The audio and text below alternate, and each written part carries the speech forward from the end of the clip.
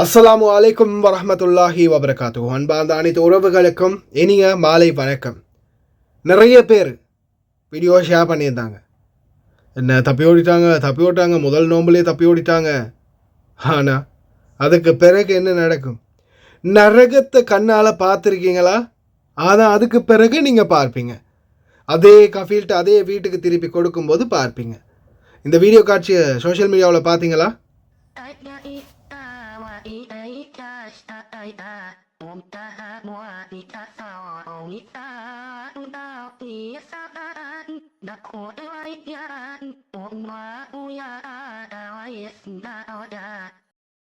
எவ்வளவு வேகமா ஓடி போறீங்களோ அவ்வளவு வேகமா அதே இடத்துக்கு திரும்பி வருவீங்க. போலீஸால் பிடிச்சா அந்த வீட்டுக்கே தான் கொடுப்பாங்க. நீங்கள் இன்னும் 5 வருஷத்துக்கு பிறகு வெளியில் அக்காமல் இல்லாமல் இருந்து, இது இப்போ புதிய காணும் 2025க்கு பிறகு வந்த ரூல்ஸ் இது. நீங்கள் இன்னும் 5 வருஷத்துக்கு பிறகு இல்லை 10 வருஷத்துக்கு பிறகு இந்த நாட்டை விட்டு போகணுமா இருந்தாலும் அந்த கஃபீல் உங்களுக்கு அனுமதி தரணும். அந்த ஸ்பான்சருடைய அனுமதி இல்லாமல் உங்களுடைய துரும்பு கூட இந்த நாட்டை விட்டு நகராது. நல்லா ஞாபகம் வச்சுக்கோங்க. தப்பி ஓடுறதுக்கு முன்னாடி இதை மறக்காமல் மைண்ட்லையும் மண்டையிலையும் நல்லா ஏற்றிக்கோங்க. உங்களுக்கு நம்ம ஆல்ரெடியே சொல்லியிருக்கோம், வீடுகள்லேருந்து ஏதாவது பிரச்சனையாக இருந்தால் லீகலாக இந்த நாட்டு சட்ட அடிப்படையில் தொழிலாளர் திணைக்களம், அதே போல் எங்களுடைய வேலைவாய்ப்பு பணியகம், இலங்கையில் உள்ள வெளிநாட்டு வேலைவாய்ப்பு பணியகம், ஏஜென்ட்டு, எம்பசி, இது எல்லாமே நாங்கள் எங்களால் முடிஞ்ச வரைக்கும் ப்ரெஷர் கொடுத்து ஏதோ ஒரு வழி பண்ணி வச்சுருக்கோம். குறிப்பாக தூதரகத்தில் இன்றைக்கி நீங்கள் கால் பண்ணினா உடனே ஆன்சர் பண்ணுவாங்க. பிரச்சனையை பற்றி சொன்னால் உடனே அதுக்குரிய ஆக்ஷன் என்ன அப்படின்றத எடுப்பாங்க. அதுக்கு முன்னாடி நீங்கள் நாட்டில் முடிந்த வரைக்கும் வேகமாக வெளிநாட்டு வேலைவாய்ப்பு பணியகத்தில் கம்ப்ளைண்ட் பண்ணணும். பண்ணுற பட்சத்தில் தான் உங்களுக்கு அதுக்குரிய உதவியும் சொல்யூஷனும் கிடைக்கும்.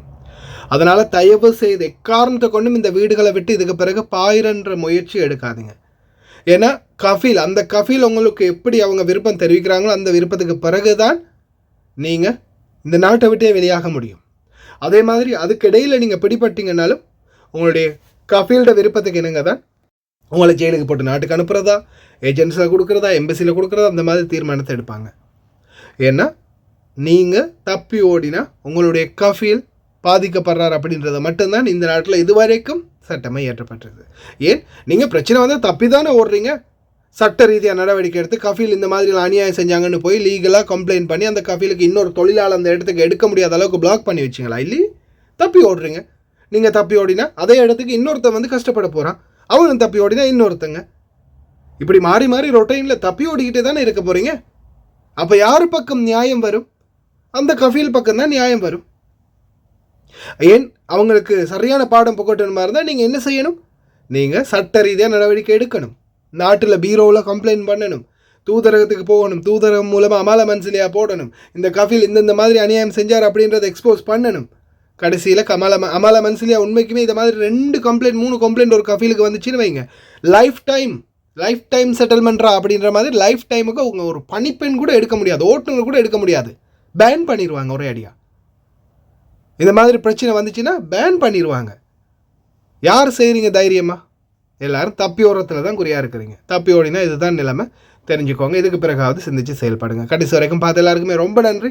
தப்பியோடு இருக்கிறவங்க நண்பர்களுக்கும் மறக்காமல் இந்த தகவலை ஷேர் பண்ணுங்கள். வீடியோ பிடிச்சிருந்தால் லைக் பண்ணுங்கள்.